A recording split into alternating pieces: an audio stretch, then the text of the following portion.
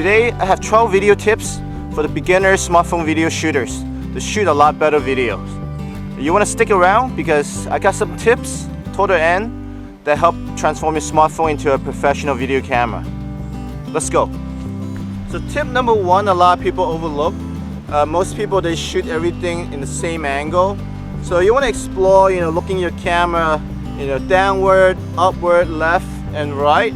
And that way, when you're editing, you get a lot more options to bring in different angles. So your video doesn't look the same after a few, couple of minutes. Tip number two, we want to keep the camera moving smoothly, either up or down or left to right, so you keep the audience engaged. Unless the shot is intentional, you just want to keep in one spot, there's a very interesting dialogue, so that's when you want to keep the camera stationary. Tip number three, we want to ninja walk for a very smooth shot. So if you don't have any tool like a gimbal, a 4-axis, Steadicam, so all you have to do is just bend your knees, tiptoe, and then extend your arm. Some people, they say have it closer to your chest. I find it's a lot more smoother when I extend my arm. So you could give both technique a try, but this is my favorite. Extend your arm, just bend your knee and just walk. Okay, tips number four, accessories. Accessories will help you shoot better videos. So this is a gimbal. A lot of people think this will give you more stability. In this modern days, the smartphone already give you very similar stability as your gimbal. What this does is helps a lot of people, maybe they're not very good with like smooth motions, like turning, and they get very jerky. This one helps you with smoother movement, but I think you should really just like do it by yourself. Okay, for people who want smoother video as you're walking, you're running, you're moving around, my preference is actually this 4-axis. So what it does is, like the previous tip that I told you guys about the ninja walk, you're bending down your knee.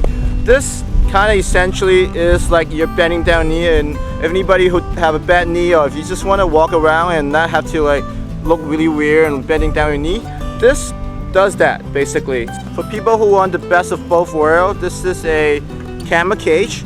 It has a gimbal and a 4-axis built in. This is a new product. I will have a link underneath so you can check it out.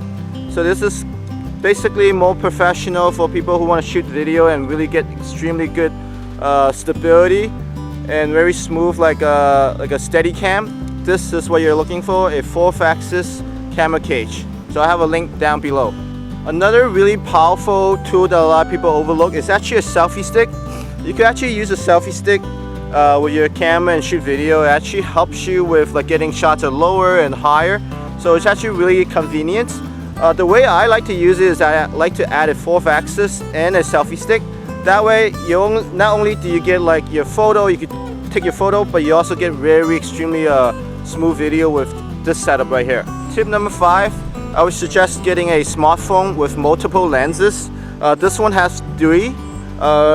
If whether you're using an Android or iPhone, this one, I would actually suggest you getting the Pro or the Max version for the iPhone, because you get RAW capability. That's very important if you want the best footage or the best photos, because RAW will take a lot more information and it's very important for the editings. It actually ties into my later tips later. The Pro version and the Max version will give you much more capability and turning this into much closer to a professional video camera. Tip number 6.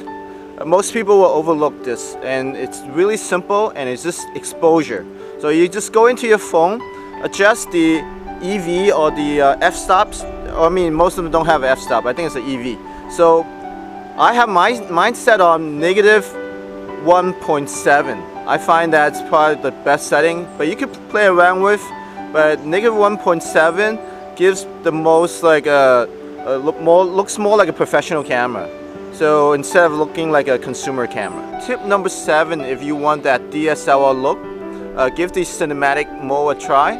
It actually helps you soften the background and give that big bokeh look. So cinematic mode. Tip number 8 is very simple. make sure that you turn on the image stabilization. For the iPhone Pro and the Max, I prefer the enhanced image stabilizations.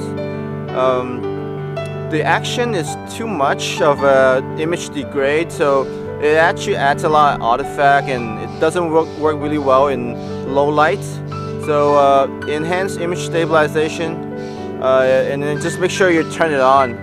Tip number 9, experiment with hyperlapse and slow motions. This will help make your editing a lot more interesting, so you get more variety of shots, so it's more interesting for the viewers. Tip number 10 is just be yourself, have fun, and just be creative, because there's enough content out there. We don't really need more content.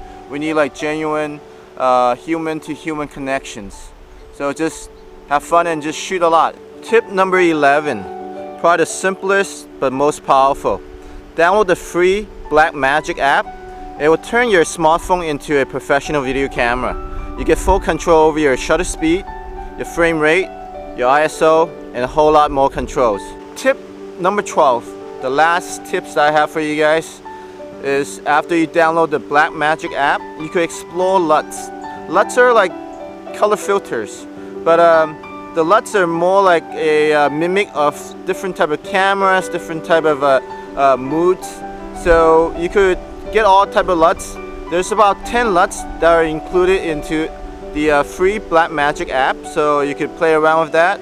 And you could also buy different LUTs.